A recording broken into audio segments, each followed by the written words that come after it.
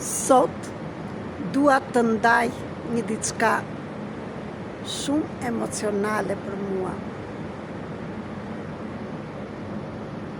Për të gjithë ju që më ndiqni,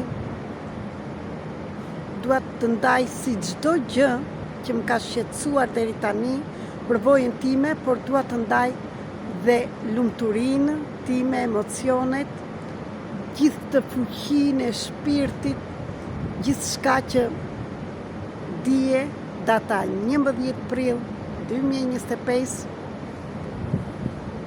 u bëra gjyshe për herë të parë, akoma qaj nga vajza ime. Dhe me zi prisnja që të ndaj këtë lajmë me ju. Është një emocion shumë i fort, në ndjen shumë e fort, dhe ndihem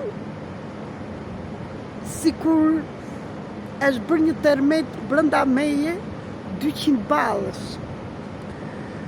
Mund të them u rilinda, u ringjalla bashk me atë fëmijë, me nipin tim.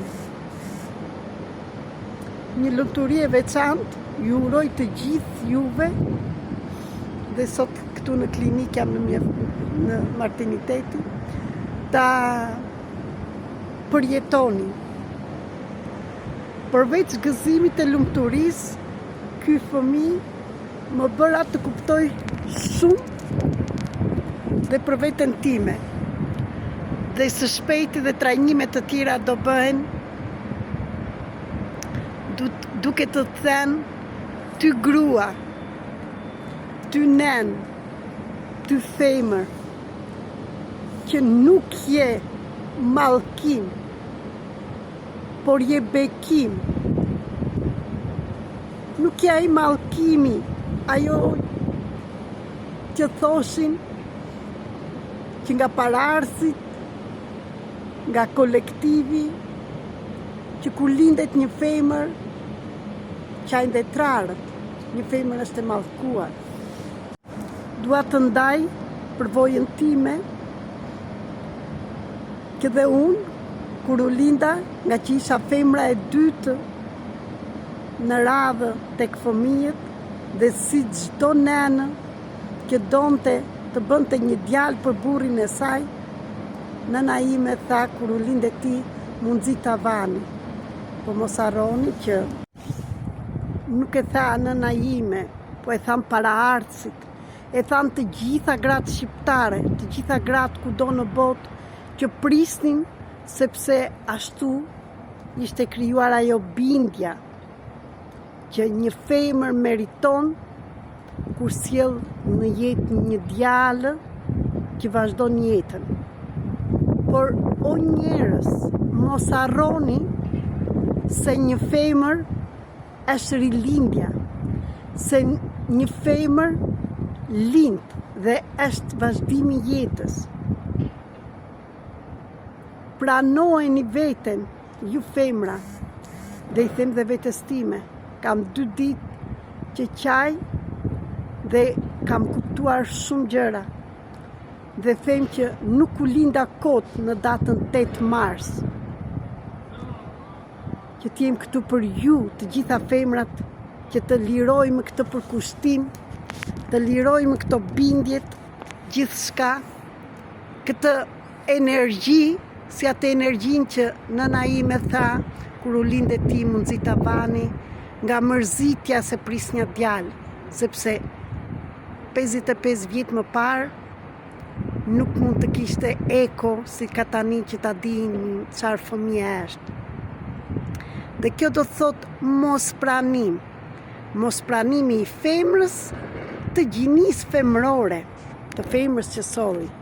Por nuk e tha nëna ime, po e thanë të gjithë paraardhësit. Siç mund ta kesh thënë dhe ti, që më dëgjon dhe më shikon. Dhe këtu dua t'ju them që hapni zemrën dhe pranoni gjinin femrore, se të gjithë dhe ju meshkuj, të gjithë ju, nuk jeni vetëm meshkuj, nuk keni vetëm gjinin maskullore, por keni dhe gjinin femrore. Si edhe ne femrat nuk kemi vetëm gjinin femrore, por kemi dhe maskullore. se jemi lindur nga një vezore, kemi ardhur dhe jemi një mrekulli në jetë dhe një spermatozoario. Të gjithë kanë rëndësinë e tyre dhe ne femrat nuk mund të lindim pa një mashkull dhe ju meshkull, nuk mund të bëheni baballar, nuk mund të vazhdoni jetën nëse s'është një femër që lind. Prandaj ne brezi i ri, ne femrat dhe meshkujt e tanishëm, le të lirohemi nga hijet, nga bindjet e të parve, të kolektivit, dhe të lirojmë të gjithë të hije, këto gjëra të prapambetura, dhe nuk i korrigjoj, i pranoj, se ashtu ishin për të bërë, se ne evolojmë. Le të pranojmë gjinin femrore dhe mashkullore, se jemi të rëndësishëm që të dyja palët, sepse kjo është çelësi i të gjithë ekuilibrit dhe balancës që do vijë në të rrezullin toksor. Jam e lumtur që ky fëmijë më bëri të ndjej dhe të kuptoj në thellësi të gjitha këto dhimbje shpirtërore të femrave, të nënës time, të gjyshes time, të gjithë që mundoheshin të sillnin një mashkull, dhe ashtu ishin gjërat.